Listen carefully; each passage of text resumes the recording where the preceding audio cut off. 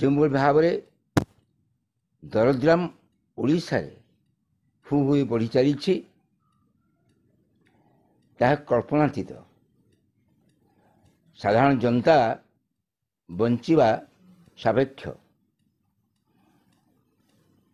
ଯେଉଁ ସରକାର ଆଜି ଡବଲ ଇଞ୍ଜିନ୍ କହି ଏ ସରକାରକୁ ଆସିଥିଲେ ନିର୍ବାଚନ ମଇଦାନରେ, ଆଜି ଡବଲ ଇଞ୍ଜିନ୍ ସରକାର ଟ୍ରିପଲ ଲାଭ ଆଜି କମାଉଛି। ଲାଭ ପାଉଛି କି ଆଳୁ,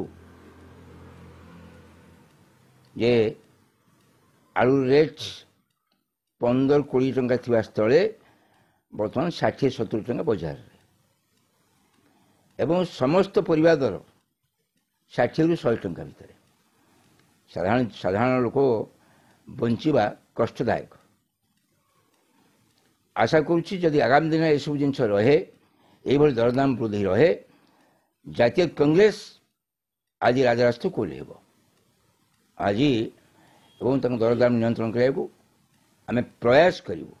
ଜଟଣୀ ବିଧାନମଣ୍ଡଳୀରେ ଡିକ୍ଲେୟାର ହେଉଛି ଆପଣ ସକ୍ରିୟ ରାଜନୀତିରେ ଆଉ ନାହାନ୍ତି, ଓହରି ଯାଇଛନ୍ତି।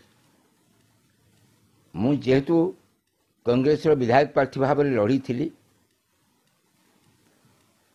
ଆଗାମୀ ଦିନରେ କଂଗ୍ରେସ ରିସଫଲ ହେଉଛି।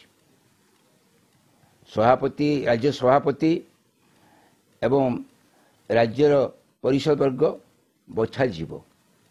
ନିଶ୍ଚିତ ଭାବରେ ସକ୍ରିୟ ଭୂମିକା ଆମେ ଜାତୀୟ କଂଗ୍ରେସ ପାଇଁ ନେବୁ। ଯେହେତୁ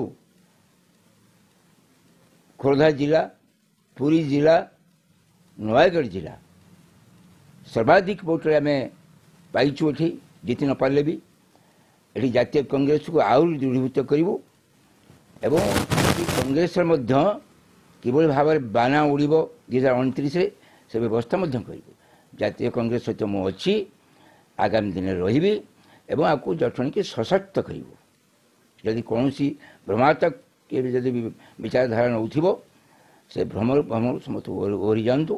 ଆଶା କରୁଛି ଆମେ ନିଶ୍ଚିତ ଭାବରେ କଂଗ୍ରେସକୁ ଗୋଟିଏ ସଶକ୍ତ କରିବୁ।